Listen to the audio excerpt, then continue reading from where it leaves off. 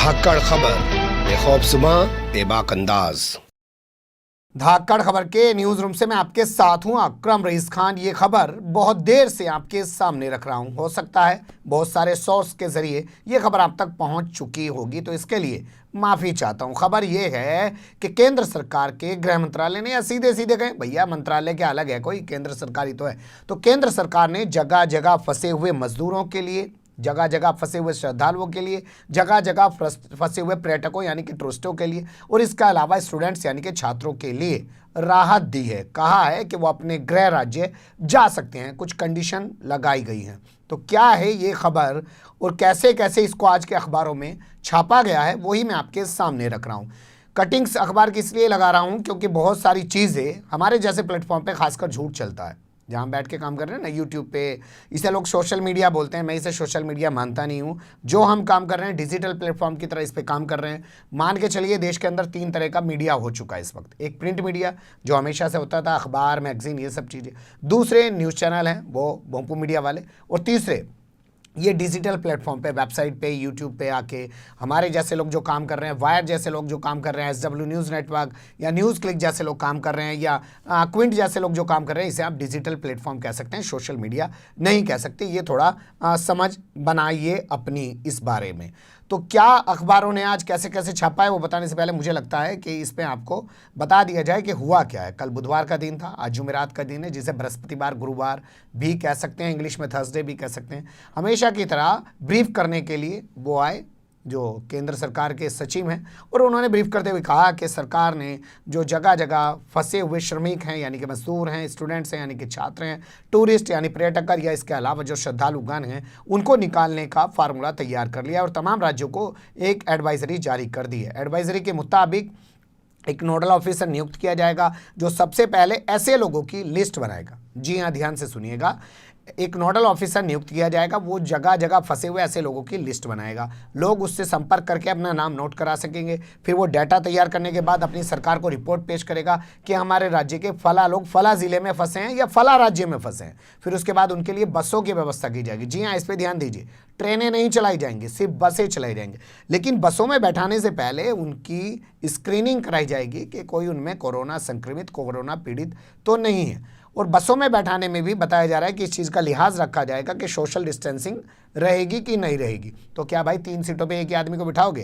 पहली सीट पे एक आदमी, फिर तीसरी सीट पे जाके एक आदमी, कैसे बैठाओगे? तो ऐसे तो इतने सारे लोगों को, जिनकी तादाद 10 लाख से ज़्यादा बताई जा रही है, बसों से ढोने में सालों का समय लग जाएगा। इस पर भी एक सवाल खड़ा हो सकता है, लेकिन कहा यही गया। इसके बाद जब ये लोग अपने गंतव्य पे पहुंच जाएंगे, यानी कि जहां इन्हें पहुंचना है वहां पहुंच जाएंगे, तो वहाँ पे इनकी स्क्रीनिंग की जाएगी, वहाँ पे इनका कोरोना टेस्ट किया जाएगा। उसके बाद इनको कहा जाएगा कि ये होम क्वारंटाइन कर लें, यानी कि अपने घरों के अंदर अपने आप को आइसोलेट कर लें 14 दिनों के लिए। और अगर कोई पीड़ित होगा या उसमें संक्रमित पाया जाएगा तो उसको हॉस्पिटल में भर्ती कराया जाएगा। ये प्रक्रिया अपनाई गई है। अब अखबारों के जरिए कुछ चीज़ें आपके सामने रख देता हूँ कि अखबारों ने कैसे कैसे इस खबर को दिखाया है। तो सीधे हिंदुस्तान अखबार की खबर आपके सामने रख रहा हूँ। छात्रों मजदूरों की घर वापसी को मंजूरी, ये कहता है हिंदुस्तान अपने फ्रंट पेज पे। इसी खबर को वो आगे ले जाता है और उसमें और चीज़ें भी ऐड करता है। जैसे अगली खबर वो छापता है दिल्ली के मुख्यमंत्री की, कि प्रवासियों को भेजने का जो सिलसिला है और उनको भेजने की जो प्रक्रिया है वो 2 दिन में शुरू कर दी जाएगी। और उसमें वो अरविंद केजरीवाल का बयान छापता है कि वो कैसे कैसे योजना तैयार की जाएगी। तो इस तरीके से करके इसने तमाम खबर को दिया है। एक खबर इसने और छापी है जो आपके सामने मैं रख रहा हूँ कि अपनों को बाहर से लाने के लिए राज्य सरकारें सक्रिय हैं। बिहार, झारखंड और उत्तराखंड की सरकारों के हवाले से ये रिपोर्ट इसने छापी है। अब आपके सामने नवभारत टाइम्स यानी कि NBT का जो है वो हाल रख देते हैं। इसने इस खबर को कैसे देखा है। फंसे मजदूरों, छात्रों और टूरिस्टों को घर लाने की छूट मिली, ये इसने फ्रंट पेज पे खबर दी है। और इसमें और कुछ हमने ढूंढने की कोशिश की कि क्या इसने हिंदुस्तान की तरह साइड स्टोरी दी, कुछ ऐसा लिखने की कोशिश की, वो हमें मिला नहीं है। माफ़ी चाहेंगे, हो सकता है हमारी नज़र से चूक हो गई हो। हम ये दावा नहीं कर सकते कि अखबार ने छापा नहीं है। अमर उजाला का हाल आपके सामने रख देते हैं। अमर उजाला किस तरीके से इस खबर को दिखा रहा। तो अमर उजाला ने फ्रंट पेज पे जो छापा है कि घर लौट सकेंगे मजदूर व छात्र, इसने इस तरीके से लिखा 4 मई से कई जिलों में मिलेगी राहत, यानी कि आगे लॉकडाउन वाली बात भी बता रहा है कि कई जिलों में राहत मिलेगी। इसी तरीके से ये दूसरी खबर छापता है कि अब नौकरी पेशा लोगों, श्रमिकों और श्रद्धालुओं को लाने की तैयारी चल रही है। ये एक खबर इसने छापी है।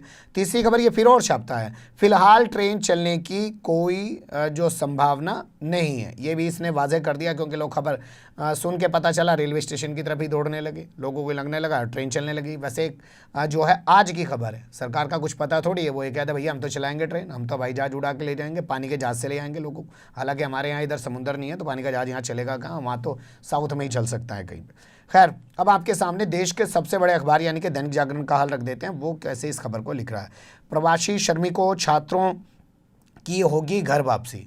अब बताइए, दैनिक जागरण है ना, जाना जाता है भाई साहब, घर वापसी मुसलमानों की नहीं करा रहे। खैर, तो घर वापसी जो है श्रमिकों की और छात्रों की घर वापसी करा रहे। इसने एक ही खबर छापी है, हमें भी एक ही नज़र आई, तो इसलिए हमने भी आपके सामने एक रखा। अखबारों की कटिंग रखने का आपके सामने मकसद ये है कि आप सिर्फ खबर पे रहें।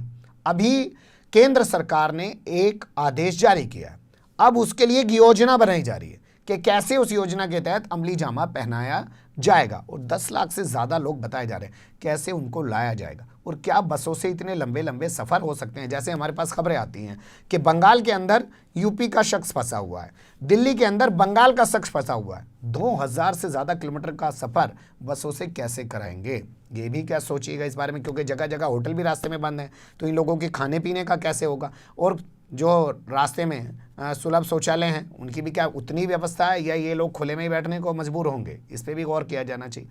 या कोई और तरीका निकाला जा सकता है इनको घर भेजने का।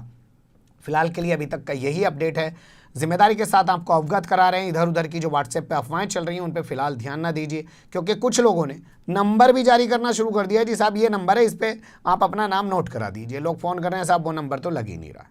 बने रहेगा धाकड़ खबर के साथ। फिलहाल कमेंट्स के रूप में आप लोग अपनी राय दे सकते हैं, खबर को लाइक कर सकते हैं, चैनल को सब्सक्राइब कर सकते हैं और ज़्यादा से ज़्यादा हमारी खबरों को शेयर कर सकते हैं। फिर ऐसे ही किसी सुलगते हुए अवलगते मुद्दे लेकर मैं आपके सामने होऊंगा हाजिर। फिलहाल अभी मुझे नहीं इजाज़त।